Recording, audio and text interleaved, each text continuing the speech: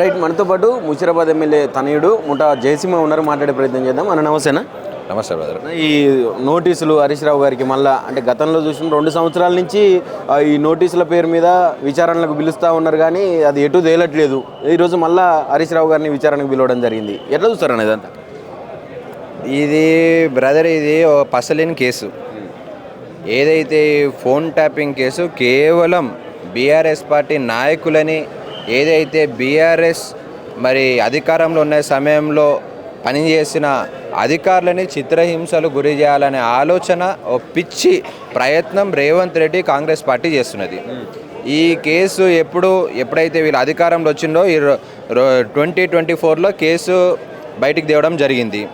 దాని ద్వారా ఎంతోమంది అధికారులని పోలీస్ కస్టడీ ద్వారా చిత్రహింసలు పెట్టినరు.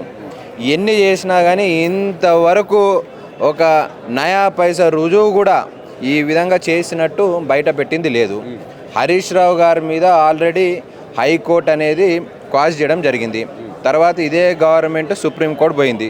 సుప్రీంకోర్టు పోయిన తర్వాత కూడా సుప్రీంకోర్టు క్లీన్ చిట్ ఇచ్చింది. క్లీన్ చిట్ ఇచ్చిన తర్వాత వీళ్ళకి చేసేది ఏముంది?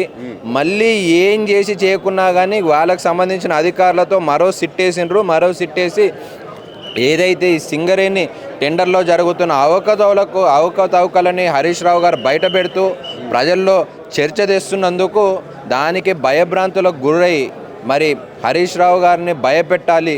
రానున్న మొన్ననే సర్పంచ్ ఎలక్షన్లో చూసినాము, సిద్దిపేటలో ఏ విధంగా ఫలితాలు వచ్చినాయో చూసినాము. రాష్ట్ర వ్యాప్తంగా మరి బీఆర్ఎస్కి ప్రజలు ఏ విధంగా మద్దతు ఇచ్చిండో చూసిండ్రు. ఇవన్నీ భయపడి మున్సిపల్ ఎలక్షన్లో బీఆర్ఎస్ పార్టీని దెబ్బ కొట్టాలంటే కేవలం బీఆర్ఎస్ పార్టీ మరి ముఖ్య నాయకులకి ఇబ్బంది కలిగించాలనే ప్రయత్నమే ఈరోజు కాంగ్రెస్ పార్టీ చేస్తుందని మేము భావిస్తున్నాం. ఇప్పుడు పెద్ద పెద్ద నాయకులకు అంటే అగ్రనాయకత్వానికి నోటీసులు ఇచ్చి విచారణలు అని చెప్పి వాళ్ళని ఇబ్బంది పెడతా ఉన్నటువంటి పరిస్థితి. బీఆర్ఎస్ పార్టీ ఏమైనా వెనక్కి తగ్గే అవకాశం ఉన్నదా ఈ నేపథ్యంలో? ఇబ్బంది పెడుతున్నారని ఆయన భావిస్తుండు తప్ప, ఇది ఉద్యమ పార్టీ.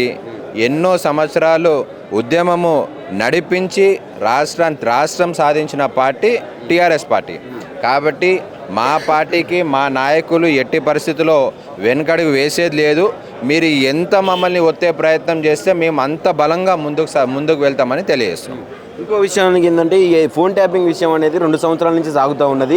ఇందులో అనేక ఆరోపణలు చేస్తూ ఉన్నది కాంగ్రెస్ పార్టీ. ఒక భార్యాభర్తల మధ్య కూడా ఫోన్లు ట్యాప్ చేసి వాళ్ళ సంభాషణ కూడా వింటూ ఉన్నటువంటి దుర్మార్గపు స్థితి బీఆర్ఎస్ పార్టీది అని చెప్పి అనేక ఆరోపణలు చేస్తూ ఉన్నారు. మీరు చెప్పినట్టుగా కోర్టులు కూడా దీన్ని కొట్టేసినటువంటి పరిస్థితి. అయినా కూడా దీన్ని ఇంకా ఎందుకు ముందుకు తెస్తూ ఉన్నది కాంగ్రెస్? దాంట్లో నయా పైసా నిజం కూడా లేదు. ఇటువంటి ఆరోపణలు ఇప్పుడు బహుశా రేవంత్ రెడ్డి గారు ఆయన మంత్రివర్గంలో జరుగుతున్న అన్యాయం కోసం ఆయన బహుశా ఇటువంటి ప్రయత్నాలు చేస్తున్నాడేమో. ఎందుకంటే చాలామంది నాయకులు కాంగ్రెస్లో చర్చ ఏంటంటే రేవంత్ రెడ్డి గారు మా అందరి ఫోన్లు కూడా ట్యాప్ చేస్తున్నాడని చర్చ జరుగుతుంది. ఇవన్నీ రేవంత్ రెడ్డి గారికి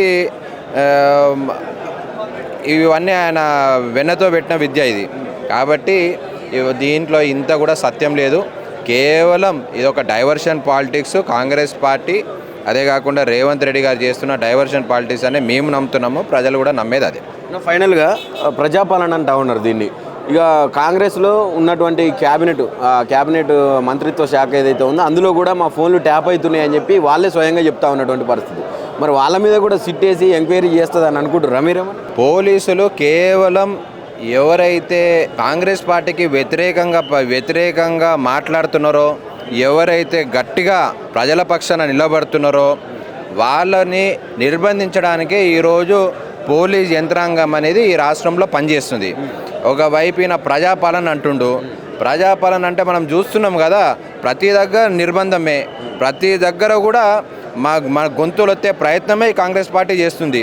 ఇక్కడ ఏ రోజు కూడా స్వేచ్ఛ లేదు.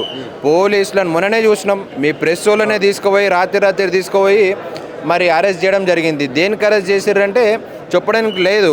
అది కేవలం అధికారులని, మంత్రులని, ప్రెస్ రిపోర్టర్లని, ప్రెస్ యాజమాన్యాలని, రాజకీయ నాయకులని, అదే కాకుండా బిజినెస్ మెన్లని అందరినీ కూడా ఈరోజు భయభ్రాంతులకి రేవంత్ రెడ్డి ఇంకా అతను ఒక ముఖ్య నాయకులు ఎవరైతే ఈ కాంగ్రెస్ పార్టీలో చెలగాట మాడుతున్నారో వాళ్ళందరూ కూడా ఇవే పాల్పడుతున్నారని మేము భావిస్తున్నాం.